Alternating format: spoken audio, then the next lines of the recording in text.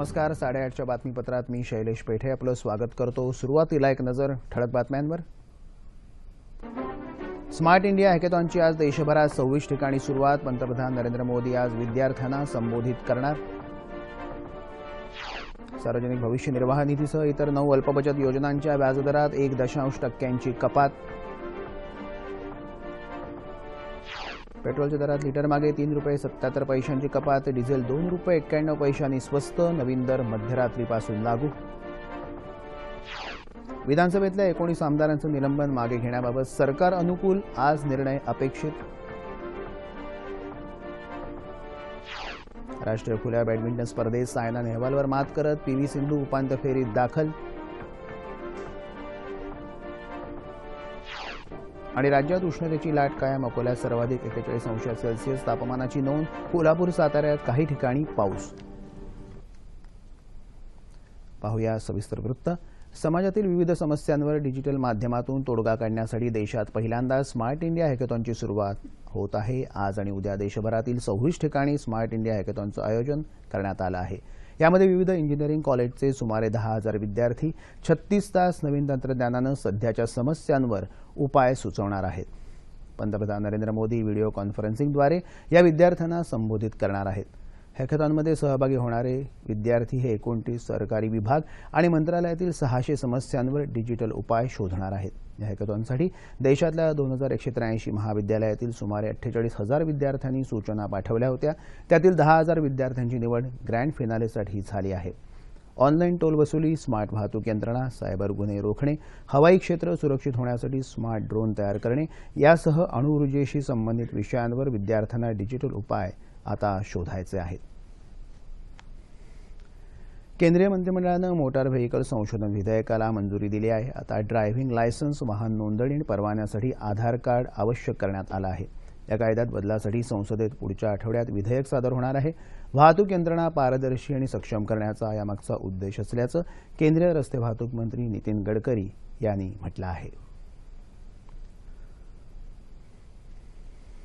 इस पूरे बिल में 100% e governance का उपयोग करके transparency, time bound decision making process and corruption free system जनता को, और जिसमें कोई गड़बड़ नहीं हो सकती, उस प्रकार के निर्णय हमने इसमें किए हैं.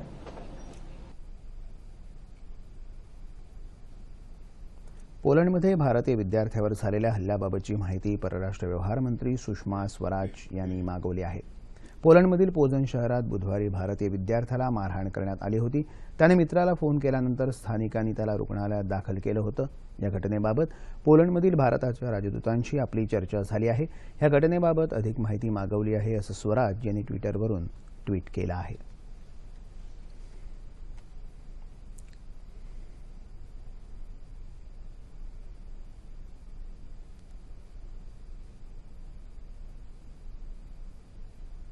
एका महत्त्वाच्या बातमीकडे.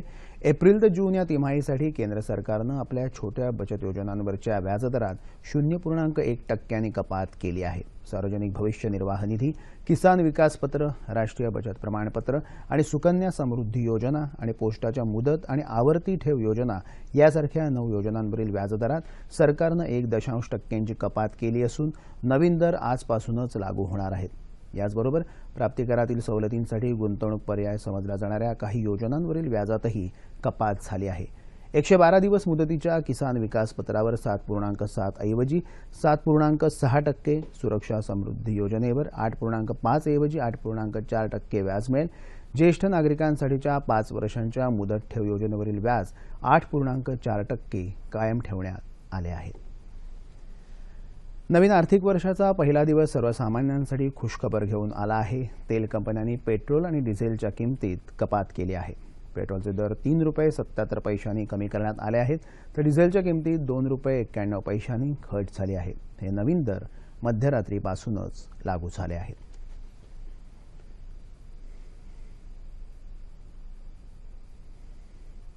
ओळा राज्यातल्या काही महत्त्वाच्या बातम्यांकडे. विधानसभेतल्या 19 आमदारांचं निलंबन मागे घेण्यासाठी सरकार सकारात्मक असून आज याबाबत निर्णय जाहीर केला जाईल असं मुख्यमंत्री देवेंद्र फडणवीस यांनी काल विधान परिषदेत स्पष्ट केलं. विधान परिषदेत राज्याचा यंदाचा अर्थसंकल्प एकमतानं मंजूर करण्यात आला.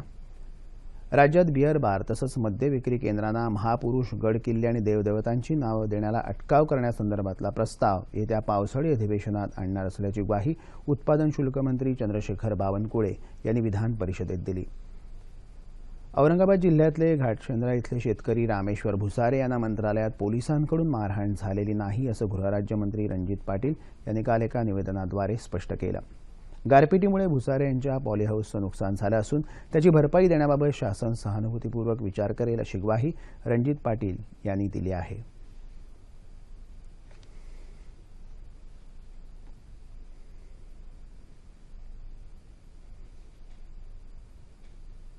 राज्य सहकारी बँकेतील 1,500 कोटी रुपयांच्या गैरव्यवहारांची चौकशी करण्यासाठी निवृत्त न्यायाधीशांची नियुक्ती करण्यात येईल आणि ही चौकशी 6 महिन्यात पूर्ण करण्यात येईल असं सहकार मंत्री सुभाष देशमुख यांनी विधानसभेत सांगितलं. अशा गैरव्यवहारांची 2,000 प्रकरणं आहेत. त्यापैकी 1,000 प्रकरणांमध्ये आरोपपत्र दाखल केले असल्याचंही ते म्हणाले. राज्याच्या अंदाजपत्रकाला अर्थात महाराष्ट्र विनियोजन विधेयकाला मंजुरी देण्यात आली. तसंच करविषयक कायदे विधेयकही विधानसभेत संमत झालं.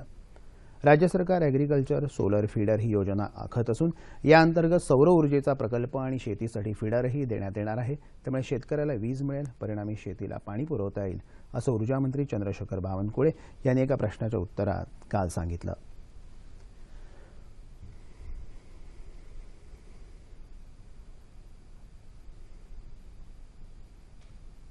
शेतकऱ्यांसाठी मदतीच्या उपाययोजनांबरोबरच सरकारनं धान्य खरेदी केंद्र सुरू करण्याची संघर्ष यात्रेत मागणी शेतकऱ्यांच्या कर्जमाफीसाठी विरोधी पक्षांनी काढलेली चांदा ते बांदा संघर्ष यात्रा काल वाशिम जिल्ह्यात पोहोचली. नागरतास इथं यानिमित्त जाहीर सभा आयोजित करण्यात आली होती.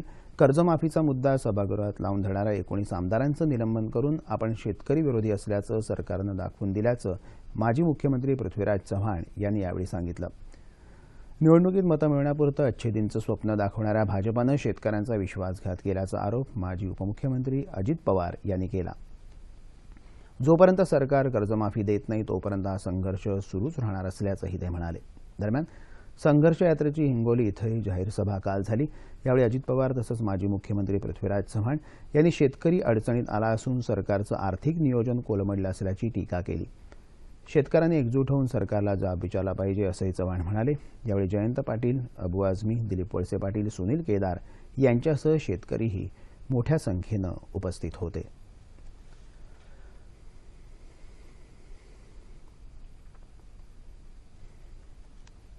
अयोध्येतली विवादित भूमी ही श्रीरामांचं जन्मस्थान असल्याचं सांगून इथं मंदिर बांधण्यासाठी सोमनाथ मंदिराच्या धर्तीवर संसदेत कायदा करावा अशी मागणी विश्व हिंदू परिषदेचे संयुक्त महामंत्री डॉ. सुरेंद्रकुमार जैन यांनी केली आहे.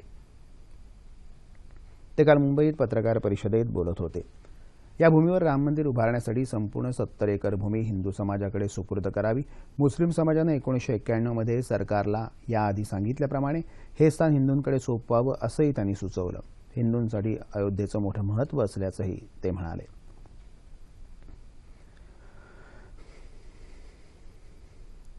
सशस्त्र फलटणीमध्ये कार्यरत असणारे जवान भोजलिंग मोहन काळेल हे युद्ध सरावाच्या काळात शहीद झाले. भोजलिंग काळेल सोलापूर जिल्ह्यातल्या सांगोला तालुक्यातल्या दंडाचीवाडी लक्ष्मीनगरचे रहिवासी आहेत. जवान काळेल मध्य प्रदेशमध्ये बबिना इथं शहीद झाले असून त्यांचं पार्थिव आज मूळ गावी पोहोचणार आहे. त्यानंतर काळेल यांना अखेरची मानवंदना देण्यात येणार आहे. रायगड जिल्ह्यात रसायन इथल्या पिल्लेज HOC पॉलिटेक्निक महाविद्यालयात मेकॅनिकल डिप्लोमाच्या 3ऱ्या वर्षातल्या विद्यार्थ्यांनी गो कार्ट ही अभिनव कार तयार केली आहे. विद्यार्थ्यांच्या संकल्पनेतून आणि महाविद्यालयातल्या प्राध्यापक मार्गदर्शकांच्या सहकार्यानं हा प्रकल्प साकारला आहे.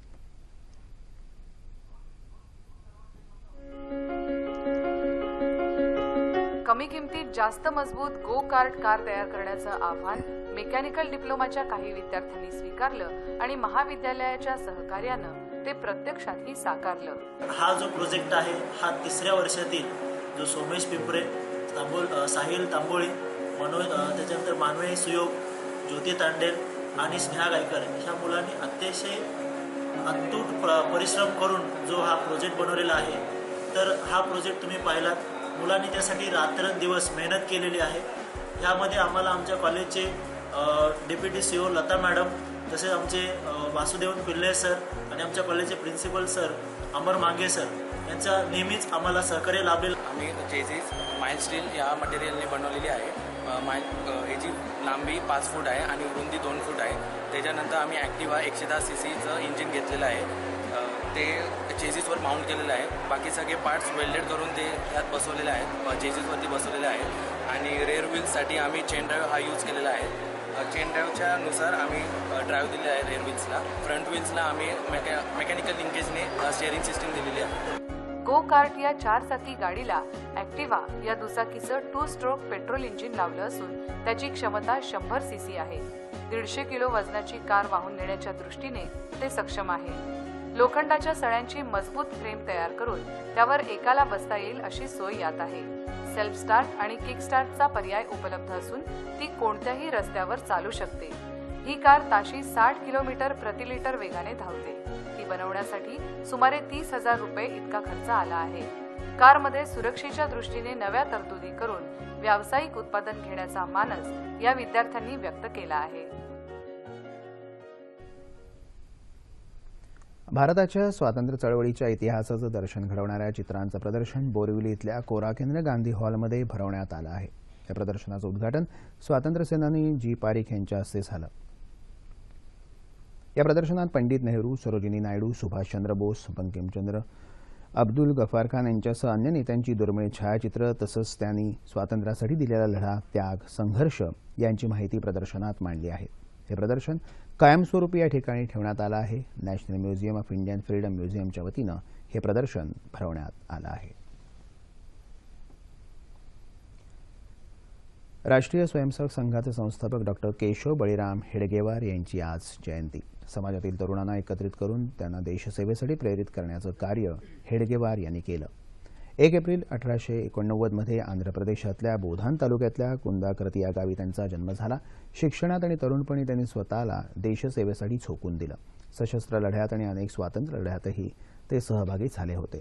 देशात अनेक प्रवाह आहेत, त्यांना राष्ट्र म्हणून एकत्र आणणारी कोणती यंत्रणा नाही हे ओळखून त्यांनी 27 सप्टेंबर 1925 मध्ये राष्ट्रीय स्वयंसेवक संघाची स्थापना केली. त्यांनी स्थापन केलेल्या वृक्षाचं आज वटवृक्षात रूपांतर झालं आहे. त्यांच्या स्मृती शतशः अभिवादन. दिल्लीत सुरू असलेल्या राष्ट्रीय खुल्या बॅडमिंटन स्पर्धेतल्या महिला एकेरीच्या उपांत्यपूर्व सामन्यात पीव्ही सिंधूनं बाजी मारली आहे. सिंधूनं सायना नेहवालचा 21-16, 22-20 अशा फरकानं पराभूत करत उपांत्य फेरीत प्रवेश केला. उपांत्य सामन्यात तिची लढत कोरियाच्या सोन जिन-दूनशी होणार आहे. राज्यात उष्णतेची लाट आली असून त्यामध्ये 4 व्यक्तींचा बळी गेला आहे. यामध्ये बीड, औरंगाबाद, धुळे आणि सोलापूरमधील प्रत्येकी एका व्यक्तीचा समावेश आहे. गेले 2 दिवस राज्यातल्या अनेक जिल्ह्यात पारा 40 अंशापर्यंत पोहोचला आहे. अकोल्यातही सर्वाधिक तापमानाची नोंद झाली आहे.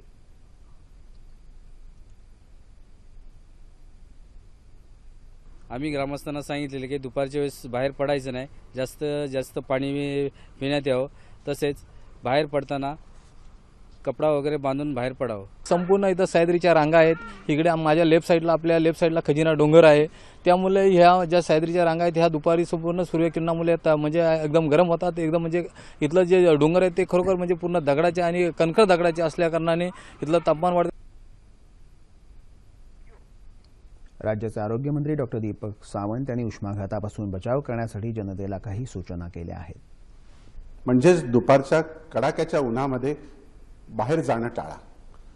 दुसरी महत्त्वाची गोष्ट म्हणजे सैल सुती कपडे वापरा. आवश्यकता असल्यास डोळ्याला गॉगल लावा, डोक्यावर टोपी घाला. त्याचबरोबर थंड पाण्यात गुंडाळलेला टॉवेल आपल्या गळ्याभोवती ठेवा. प्रतिबंधक उपायाची साथ म्हणजेच उष्माघातावर मात. सर्व रुग्णालयांना उष्माघाताच्या रुग्णांसाठी स्वतंत्र कक्ष उभारण्याच्या सूचना आरोग्य मंत्रालयानं दिल्या आहेत. राज्यात तापमानाची ही स्थिती पुढचे 2 दिवस राहणार असून उत्तर मध्य महाराष्ट्रात उष्णतेच्या लाटेचा इशारा देण्यात आला आहे. दरम्यान भिरा इथं मंगळवारी नोंदवल्या गेलेल्या 46.5 अंश सेल्सिअस तापमानाबद्दल प्रश्नचिन्ह उभं राहिलं असून हवामान विभागानं इथल्या वेधशाळेतील मापन यंत्रणा तपासण्यासाठी एका अधिकाऱ्याला पाठवलं आहे. भिरा इथं हंगामी वेधशाळा असून ती मुख्यतः पावसाच्या मापनासाठी उभारण्यात आली आहे. दाट जंगलांनी वेढलेल्या आणि तटवर्ती भागातल्या भिरेमध्ये एवढं अधिक तापमान असणं हे शंकास्पद असल्याचं हवामान खात्यानं म्हटलं आहे. राज्यात नांदेड आणि परभणीमध्ये 42 अंश सेल्सिअस तापमानाची नोंद झाली. महाराष्ट्र, गुजरात, राजस्थान, उत्तर प्रदेश, मध्य प्रदेश, दिल्ली या भागात सध्या अतितीव्र उन्हाच्या झळा नागरिकांना सोसाव्या लागत आहेत. ठळक बातम्या पुन्हा एकदा. स्मार्ट इंडिया हॅकेथॉनची आज देशभरात 26 ठिकाणी सुरुवात. पंतप्रधान नरेंद्र मोदी आज विद्यार्थ्यांना संबोधित करणार. सार्वजनिक भविष्य निर्वाह निधीसह इतर 9 अल्पबचत योजनांच्या व्याजदरात 1.0% कपात. पेट्रोलच्या दरात लिटरमागे ₹3.77 कपात. डिझेल ₹2.91 स्वस्त. नवीन दर मध्यरात्रीपासून लागू. विधानसभेतल्या 19 आमदारांचं निलंबन मागे घेण्याबाबत सरकार अनुकूल. आज निर्णय अपेक्षित. राष्ट्रीय खुल्या बॅडमिंटन स्पर्धेत सायना नेहवालवर मात करत पी.व्ही. सिंधू उपांत्य फेरीत दाखल. आणि राज्यात उष्णतेची लाट कायम. अकोल्यात सर्वाधिक 41°C तापमानाची नोंद. कोल्हापूर, साताऱ्यात काही ठिकाणी पाऊस. याबरोबरच हे बातमीपत्र संपलं. पुन्हा भेटूया 11:30 वाजता आपल्या सह्याद्री वाहिनीवर. नमस्कार.